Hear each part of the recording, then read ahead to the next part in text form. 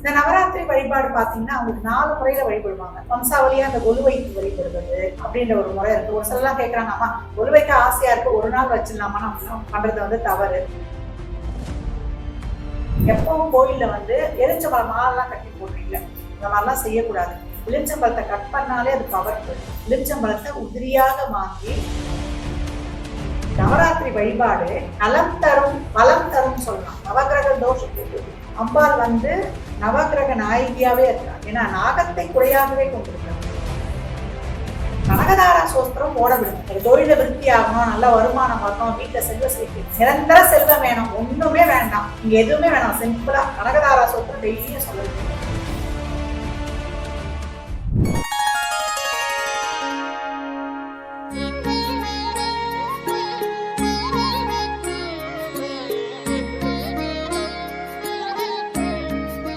Sri Varahi TV நேயர்கள் அனைவருக்கும் வணக்கம். நான் உங்க ஜித்து. இன்னைக்கு நம்ம கூட இருக்கக்கூடிய கெஸ்ட் யாருன்னா ஜோதிடர் ஆதித்ய சொர்ணலட்சுமி மேம் தான் இருக்காங்க. வணக்கம் மேம். வணக்கம் சார். எப்படி இருக்கீங்க? நல்லா இருக்கேன் சார். மேம், இப்போ நவராத்திரி ஸ்டார்ட் ஆயிடுச்சு, எல்லாரும் வழிபட ஆசைப்படுறாங்க. எப்படி சிறப்பா வழிபடலாம்?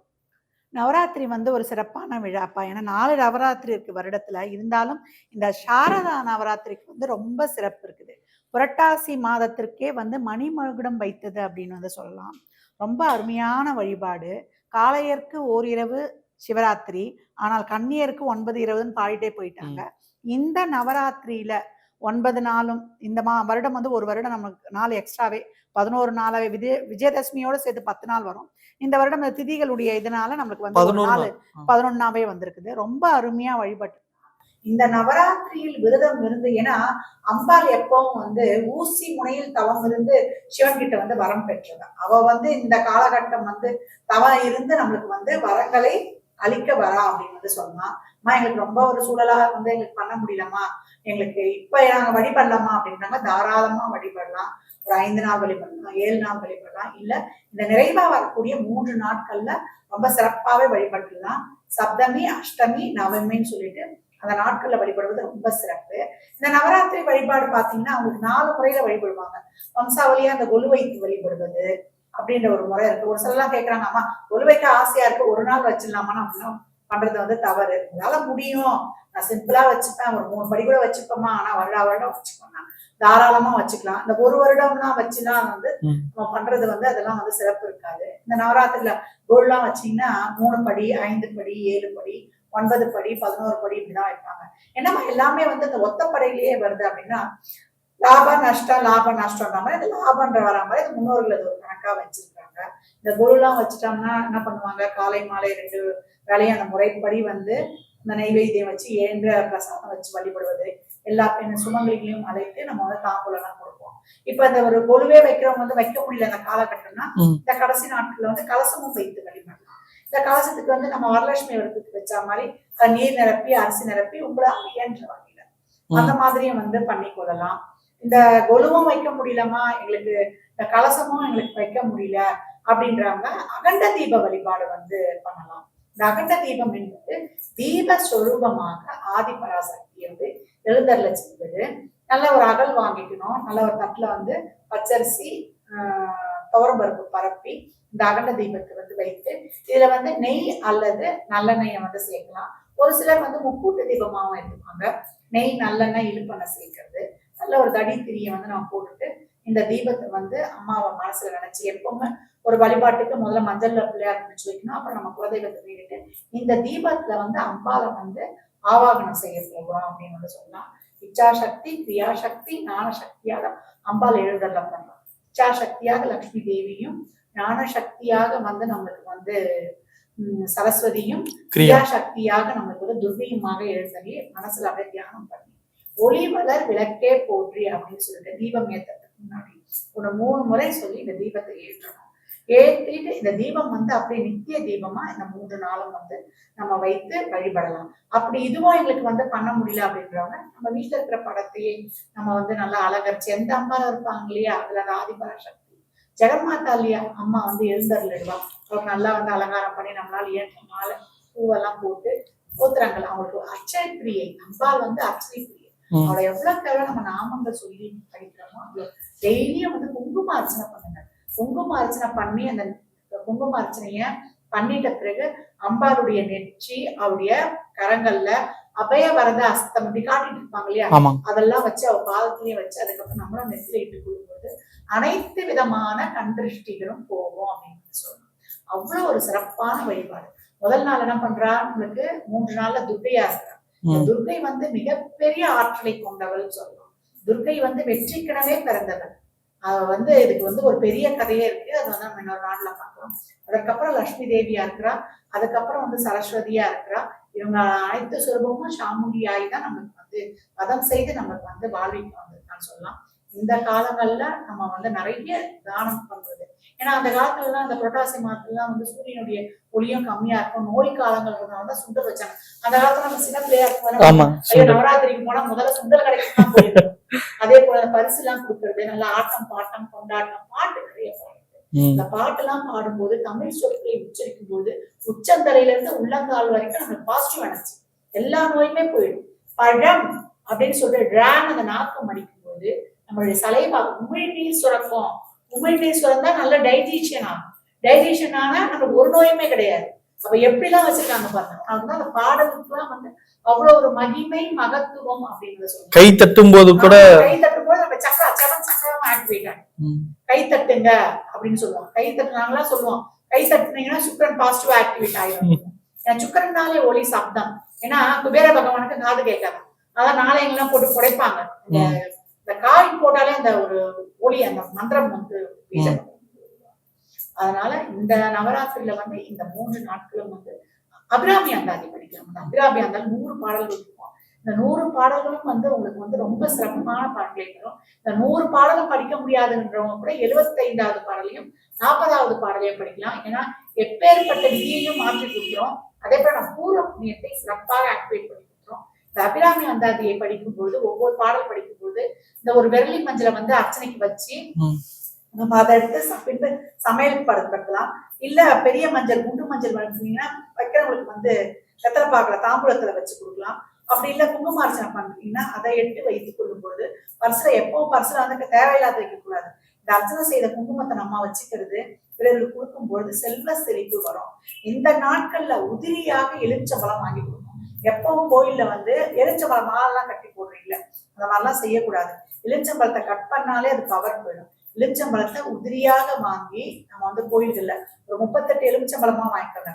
கொடுத்துட்டீங்கன்னா 5 எலுமிச்சம்பழத்தை மட்டும் வாங்கிடும். இந்த எலுமிச்சம்பழத்தை கொடுக்கறதுக்கு முன்னாடி முதல் நாள் வாங்கி நல்லா கழுவி நம்ம வந்து ஒன்னொன்னு எடுத்து வச்சிடணும். நம்ம என்ன கோரிக்கை அதை மனதார சொல்லி எடுத்து வச்சுட்டு கோயில்ல கொடுத்துட்டு நம்ம ஒரு 5 எலுமிச்சம்பழத்தை மஞ்சள் குங்கும பாக்கெட்டோட வாங்கி கொடுத்தோம். நம்ம வந்து திருப்பி 5 எலுமிச்சம்பழம் வாங்கிட்டு வரோம் இல்லையா, அதை வந்து ஒண்ணு வாசல் நிலப்படியில கட்டணும், ஒண்ணு நம்ம ஜூஸ் போட்டு குடிக்கணும், ஒண்ணு வந்து நம்ம பூஜை அறையில வைக்கணும், ஒண்ணு நம்ம படப்பெட்டி அறையில வைக்கணும், ஒண்ணு வந்து நம்ம வந்து படுக்கையிலையும் வச்சுக்கலாம், நம்ம போகக்கூடிய வண்டியிலையும் வச்சுக்கலாம். பாருங்க, இந்த எலுமிச்சம்பழம் வந்து மற்றவங்களுக்கு பிரசாதமா கொடுத்துட்டு வந்தோம் இல்லையா, அது ஒவ்வொரு வீட்டுக்கும் பிரசாதமா போக நம்மளுக்கு அவ்வளவு வந்து ஒரு தடைகள்லாம் நீக்கி நம்ம பாசிட்டிவா எனர்ஜி வைக்கும். சுக்கரன் தான் பாசிட்டிவ் எனர்ஜி. சுக்கரன் தான் நான் ஏற்கனவே சொல்லியிருக்கேன், வளமை சிறப்பான ஆற்றல். நம்மளுக்கு வந்து அன்றாட செலவுக்குரிய பணமே லிக்விட் கேஷ்னாலே சுக்கரன் தான். நம்ம இப்ப உங்களுக்கு எனக்கு பிடிக்கும், என்ன உங்களுக்கு பிடிக்கும்னாலே சுக்கரன் சிறப்பா இருக்கும். அப்பதான் 2 பேரும் உட்காந்தே பேச முடியும், நான் பேசுறது நீங்க கேட்கவும் முடியும். அப்படின்ற அந்த சுக்கரன்ற அந்த ஒரு இது நம்ம மனசு சந்தோஷமா இருக்கும். இந்த சுக்கரன் வந்து எங்களுக்கு வந்து இதுவா இருக்கு, சரியா இல்ல, நவகிரகங்கள் தோஷத்தையே போக்கி கொடுக்கும். இந்த நவராத்திரி வழிபாடு நலம் தரும் பலம் தரும் சொல்லலாம். நவகிரக தோஷத்தை போக்கும். அம்பாள் வந்து நவகிரக நாயகியாவே இருக்கா. ஏன்னா நாகத்தை குறையாகவே கொண்டிருக்கிறான். அதனால ராகுக்கே தோஷத்துல இருந்து நமக்கு எந்த தோஷம் இருந்தாலும் அனைத்து தோஷங்களையும் போக்கி தரக்கூடியவர். இந்த நவராத்திரி வழிபாட எளிமையா பின்பற்றுங்க. இதை சொல்ல இல்லம்மா எனக்கு இந்த அகண்ட தீபம் கூட ஏற்ற முடியாதுன்றவங்க 3 அகல் தீபங்களை ஏற்றுங்க. ஏன்னா ஒரு சில ஆபீஸ் எல்லாம் போயிடுவாங்க, அவங்களால வந்து பண்ண முடியாது. அவங்க 3 அகல் தீபங்கள், 1 நெய், 1 நல்லெண்ணெய், 1 இழுப்பெண்ணெய். இழுப்பெண்ணெய் குலதெய்வத்தை கூட்டிட்டு வந்துடும். நல்லெண்ணெய் வந்து நம்முடைய அனைத்து தோஷங்களையும் போட்டுடும்.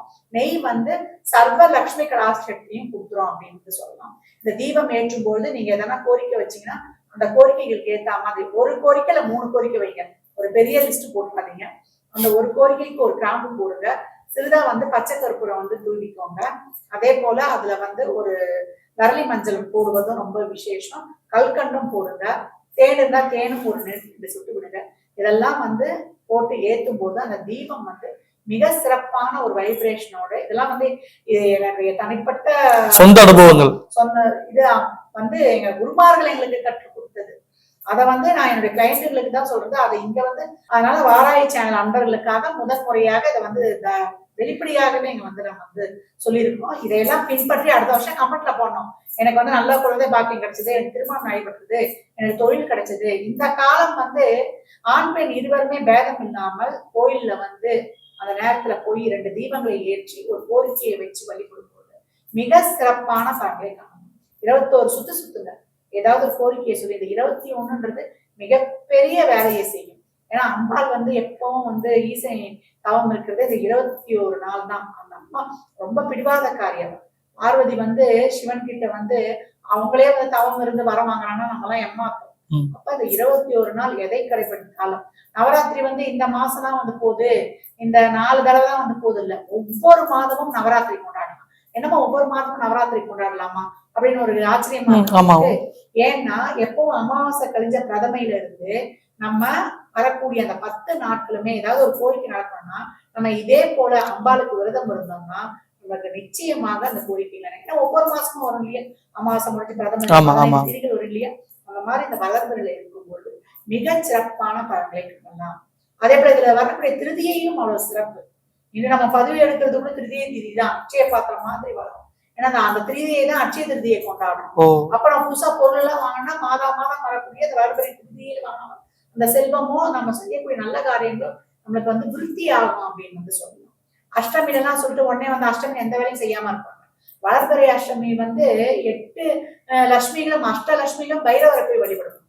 அதனால நாட்கள்ல பைரவரை வழிபடும் பொழுது மிகப்பெரிய கடன் பிரச்சனைகள், மிகப்பெரிய அந்த வந்து உடல்நல சுகக்குறைவு இதெல்லாம் தீர்த்து நல்ல ஆரோக்கியம் ஆகியும் நிறைந்த செல்வத்தோட வாழ்வாங்க. அஷ்டமி நம்ம அந்த காலத்துல ஏன் அஷ்டமி நவமி பார்த்தோம்னா அப்ப டிரான்ஸ்போர்ட் வசதி கிடையாது. நீண்ட நாள் போனா சாப்பாடை வர்ற வழியில இந்த மிருகங்கள்லாம் அடிச்சுட்டா ஒண்ணும் பண்ண முடியும். இப்பதான் வந்து சொல்றேன், ஒரு செகண்ட்ல ஃபாரின் போயிட்டு பாத்தீங்கன்னா காலையில டிஃபன் ஆஸ்திரேலியா, அமெரிக்கா, அப்புறம் அண்டார்டிகான்னு பரவுறோம். இப்ப நம்மளுக்கு எதுக்கு வந்து நேரங்காலங்கள். அதனால இந்த நவராத்திரிய ஏன்னா கண்டிப்பா சொல்லணும்னா வழிபாடு தவற விடாதீங்க. இந்த காலகட்டம் இறைவன் மட்டுமே நமக்கு துணை. இப்ப அபிராமி அந்தாதி அம்மா 100 பாடலை எங்களுக்கு படிக்க முடியலமான்றவங்க கூட அந்த 100 என்ற பாடலை வந்து ஒரு 9 தடவை சொன்னாங்க. ஆத்தாலே எங்கள் அக்காமவல்லியை அண்டமெல்லாம் பூத்தாலே புவியடங்க காத்தாலே ஐங்கனை பாசாங்குசமும் கருமம் அங்கே கையில் சீத்தாலே முக்கண்ணியை தொடுவோருக்கு ஒரு தீங்கில்லையே தாங்கே. இந்த காலகட்டம் பெண்களுக்குன்னு சொல்லிட்டோம். பெண்கள் மட்டும் இல்ல, ஆண்களும் வழிபடலாம். இதை நல்லா அண்டர்லைன் பண்ணிக்கோங்க. ஏன்னா ஆண்களும் தான் குடும்பத்தை காக்க போது நீங்க தான், நீங்க வந்து சிறப்பா இருக்கணும். நிறைய வந்து கண் கலங்காதீங்க. வீட்டுல பெண்கள் வந்து சொல்லுவாங்க இல்லையா, கண் கலங்கன்னா வந்து அது வந்து இதுவா இருக்காது. எப்போ நினைச்சுக்கோங்க, உங்களுக்கு ரொம்ப வந்து மனசு வந்து துக்கமா இருக்குது செய்யுதுன்னா ஒண்ணு மட்டும் அம்பால கண் முன்னாடி எடுத்து வந்தது. எனக்கென்ன மனக்கவலை, என் தாய்க்கென்றோ தினம் என் கவலை, வாராகி காமாட்சி துணை இருக்க.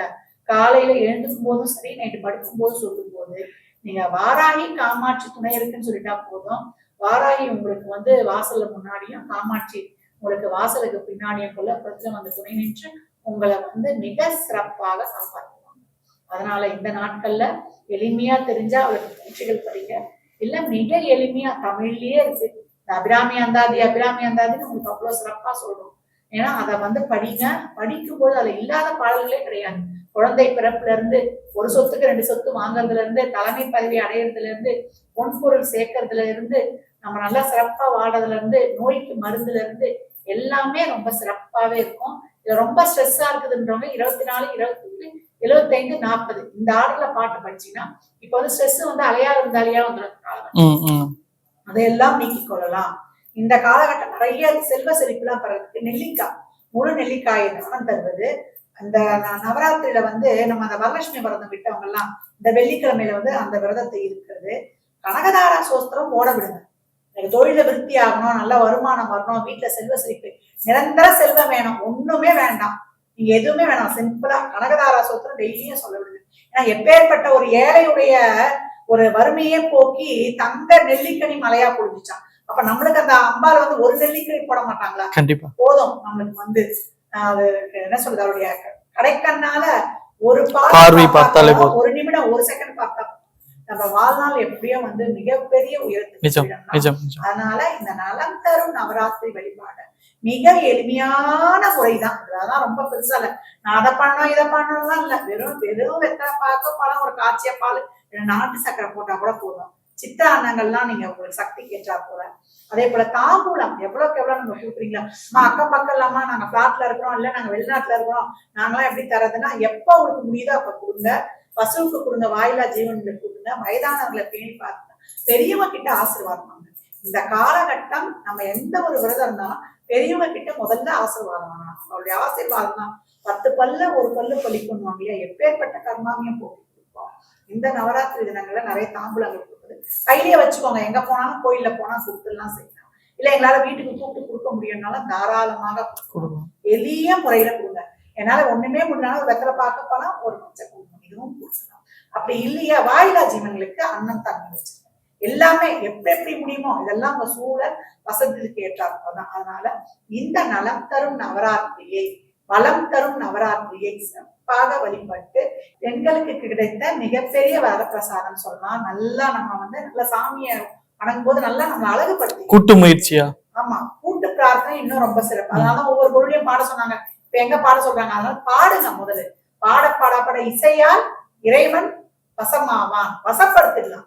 ஆனா அவ தோத்திர பிரியை வேற. அதனால நீங்க எவ்வளவுக்கு எவ்வளவு உங்களுக்கு தெரியலன்னா ஓட விட்டுருங்க. லலிதா சஹஸ்ரநாமம், லலிதா திருசதி, அந்த மாதிரி எவ்வளவு பாடல்கள் இருக்கு. துர்கா அஷ்டகம், துர்கை தான். இந்த காலகட்டம் காளி வழிபாடுலாம் ரொம்ப சிறப்பான அம்மா. காளினவனே எல்லாம் பயப்படுவீங்க, அதெல்லாம் பயப்படவே வேண்டாம்.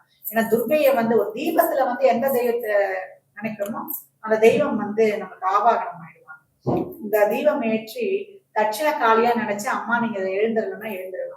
தட்சிண காளிதான் வாக்கு வன்மைக்கு, ஒரு தைரியத்துக்கு. ஏன்னா காளி துர்கையுடைய ஒரு உக்ரமான வடிவம்னு சொல்றோம். அதாவது அதீத சக்தி வாய்ந்த, உக்ரம்னு சொல்றதை விட அதீத சக்தி வாய்ந்தது காளியுடைய அவதாரம் சொல்லலாம். அவளை தட்சிண காளியாகவும் நினைத்து அந்த செவ்வாய் வெள்ளிக்கிழமையில வரக்கூடிய அந்த ராகு காலத்துல வரக்கூடிய கடைசி 24 நிமிடத்துல நவராத்திரியே வரும். ஒரு செவ்வாய் ஒரு வெள்ளிலாம் வரும்.